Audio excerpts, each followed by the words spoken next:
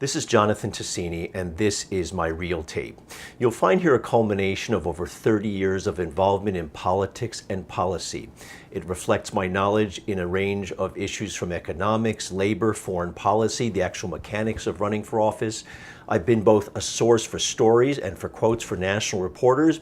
You'll see here content that I've produced for websites out of my own writing, and of course, a whole series of clips from TV hits. Take a look. We now have the four men of the climate change apocalypse, is what I'm going to call this. We've got Trump, Tillerson, Pruitt, and now Rick Perry. Here's what Rick Perry said in 2011. I think we're seeing it almost weekly or even daily, scientists who are coming forward and questioning the original idea that man-made global warming is what is causing the climate to change. That is 100% false. That is not true. 98% of scientists say that climate change is man-made. So you have a man who's coming into the energy department who's a climate change denier. But voters heard this and they voted and they decided. I know, but I'm telling you, people should be concerned about this and should rebel against this. And let me make an economic point if the moral point doesn't fly. There is going to be a huge energy industry throughout the world that's going to address climate change. It would be foolish for the United States not to be a part of that, and the Energy Department is part of where it's developed. And the fact is that when you take $600,000 from Goldman Sachs, there's a reason for that. They're buying your loyalty. If I send $31 to Hillary Clinton, and that's the average contribution that Bernie Sanders gets, if I sent that to her, and I called her up on the phone at 3 a.m. or whatever time she was available, she would not take my call if Goldman Sachs was on the other line. They will have more influence. They will shape the government and economic policy. That's just a fact. And look, I'm not saying anything that every single American knows. The system is corrupt. So, all right, let me go to you. That's the problem. We cannot solve healthcare in this country by thinking that this can be based on a market solution. We need to move, and this is something that many of us have been passionate about for the last 20 years, to a universal healthcare system, to a single-payer Medicare for all system, like every other normal country in the world. I mean, there are plenty of good, skilled workers here, plenty of good skilled workers in China. The issue is wages. The reason Apple's in China is because they're profiting, because they're essentially using slave labor. And there are plenty of good people here, both who lost jobs before, who worked assembly line jobs in industrial America.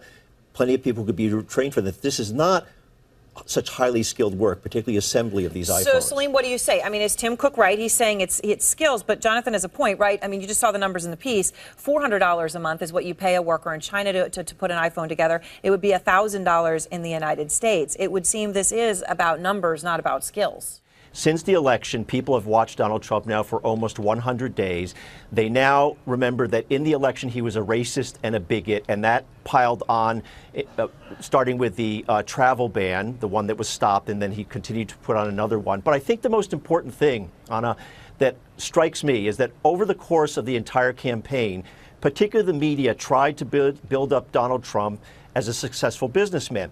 And what they didn't focus on is that he built his business over two things. One is bankruptcy, which is failure, and basically borrowing money from many people and failing to the tune of billions of dollars. And number two, defrauding people, thousands of people that he cheated and defrauded. That was brought out in a report by USA Today. So what that means is now people are looking at him trying to translate that failed business into trying to run a government, and he's a completely failed executive. He does not know, he's incompetent. And that's what I think Democrats and particularly independents now see very, very clearly.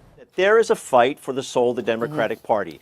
And we, if you will, the Bernie Sanders movement and progressives are trying to take over a party that has entirely failed over the last 10 years under the current leadership. And I say that generally about the Democratic Party establishment.